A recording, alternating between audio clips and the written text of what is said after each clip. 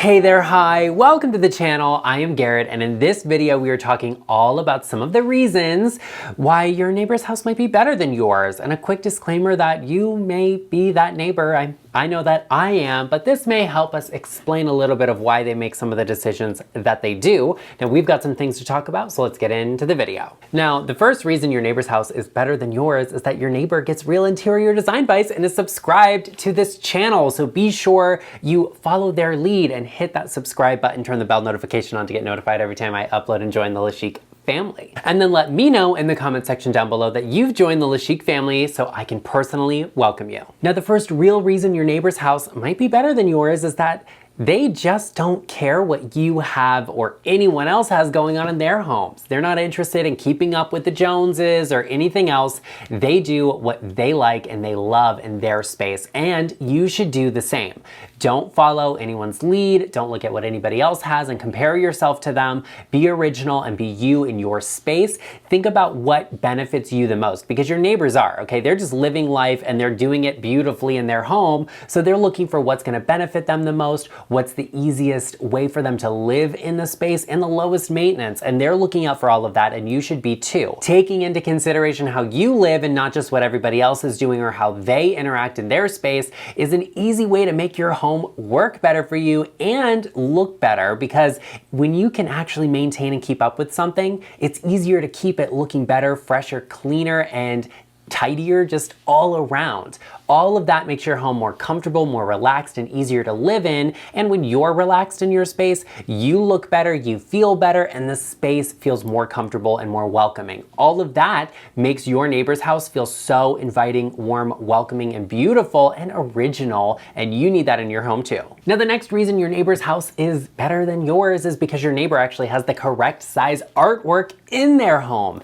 You do not realize the impact artwork can have on a space and the way it fills your walls and makes your home feel warmer, more welcoming, and more interesting. As a general rule of thumb, if you have a small piece of artwork, it should be collaged or stacked with another piece. So hang something either bigger under it or smaller above it and layer them together. Don't worry about matching frames or matching styles of artwork, any of that. Just layer them together. And if you have a big space, you have a large piece of artwork, make sure it's filling up the space appropriately and making whatever you're trying to do feel like it's a whole. Here's a good example of that. This is a living room that's nicely furnished. It looks good. It actually is put together pretty nicely. There are definitely some issues like where the rug is placed, and I would even do a larger coffee table, a smaller flower arrangement on the coffee table, and I would definitely add some window treatments. But the main issue here is that the artwork is so small. You see how it just does not fill the space? I went ahead and photoshopped this so the artwork was larger, and you can see the space takes on a completely different character, a different feeling, and it feels so much more luxurious and elevated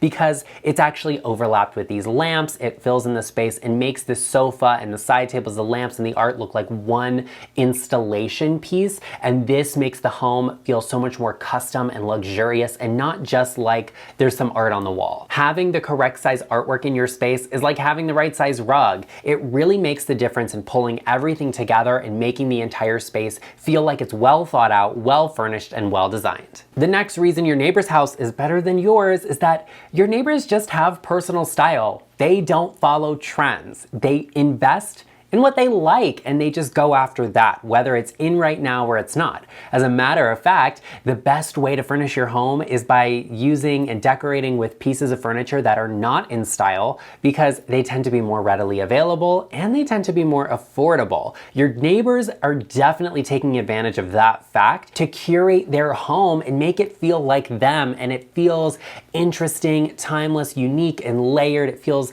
like they're well-traveled, like they're just interesting people. You want to get to know them because they're just like so interesting. Look around their house and see what's happening. I absolutely adore that, and your neighbors do too, which is why you should be taking the time to look at what's trending and what's in so that you're at least aware of what's happening and what innovations in design are going on, but then you're actually just taking inspiration from them and getting creative on your own. You're getting inspired by the things you love and the things you see and the things that are available to you, and you're layering, curating, and furnishing your house that way. The next reason your neighbor's house might be better than yours is actually because they use color. Right now, white everything is so in, and it can feel a little stark, a little cold, and I completely understand that sometimes you have a really big space and it just doesn't make sense to paint it another color. Like in my house, I have a staircase that has a double height wall behind it, and I would like to paint my foyer, but I just had that wall painted white, so I'm not gonna have it repainted because why would I spend the same money twice when I can do something else?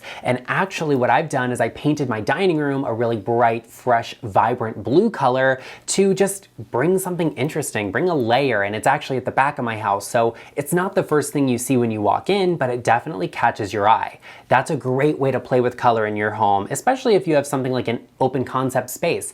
Look for that one-off room off to the side. Maybe it's an extra bedroom, maybe it's an office space, or maybe it is that dining room you have, or maybe you just have an alcove of some sort, a small powder bathroom. These are great places to play with color and have a lot of fun. Here's a great example of a space. I think this looks so beautiful. It's definitely curated and someone's personal style is all over this. And I think the color of it is really bold and interesting. It's this very dark, almost graphite-like navy blue tone. It's a very dark color, but this space has great lighting, so it actually holds it really beautifully. And this is a color, it's something interesting. I would definitely walk into this person's house and catch it out of the corner of my eye and say like, well, no, I wanna go over there. What's happening in that room? Because that looks really cool. That's what your home needs to have, and that's what your neighbors understand. They are gonna bring color into the space and have so much fun with it because it's just different, it's personality, and it makes the house feel like a home. It feels personal, and that's really fantastic. Try and incorporate some of those into your house in a subtle way. It doesn't have to be a neon color you paint on the wall. It can be something that's a neutral, but an earth tone, or something rich, dark, and moody, or something that is really fun and vibrant. Don't be afraid to use color in your house. Your neighbor definitely isn't, and they really love it, and that's why their house stands out from the crowd. The next reason your neighbor's house looks better than yours is because they do not buy furniture sets. Focus on curating and layering different things together that are cohesive and work together and layer with each other beautifully. Maybe they have a reference to one another, but that's not a furniture set. And you can always shop in pairs. If you have two sofas, I always say get the same sofas, get a pair of them, and get a pair of chairs. As a matter of fact, if I'm out shopping and I'm vintage shopping for anything and I see two of them, I'm buying both. I don't care if I have space for two of them. I don't know. I'm buying both of them though, because I always try and buy in pairs when I can. So if you're buying more than one of something and you want to use them together in pairs, I think that's great. But don't buy furniture sets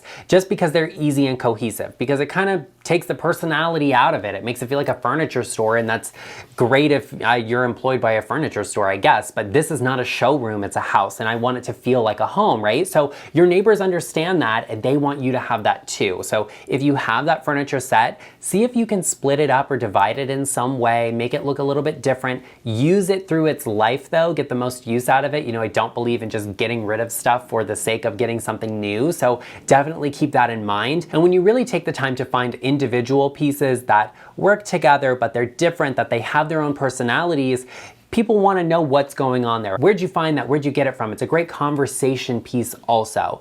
You know, there are plenty of examples of spaces out there that they look good with furniture sets, but they can kind of look a little bit like a staged home. And that's something you want to be very careful about, because your neighbor doesn't live in a staged house, they live in a home. Speaking of your neighbors not living in a staged house, that's the next reason their house looks better than yours, is because it's not staged or overly styled. It's lived in and layered, and people have just found things they love that really work for them. Here's an example of a space that is beautiful. It looks really good, but there's not a ton of personality happening in this space because it kind of looks a little bit staged. There's just some random potted plants around here, which are bringing some life into the space, but there's no photos, there's no little pieces of decor, memorabilia, there's nothing in here that tells me who lives here. This space looks staged to me, and all of the LeChic family members who are professional stagers will definitely agree that a staged home is very different from a home that is lived in. Staging a house makes it look like it's for sale, and that's the intention. It's supposed to appeal to a broad audience and show off the best features, hide some of the worst ones, but make the house look like anyone could live there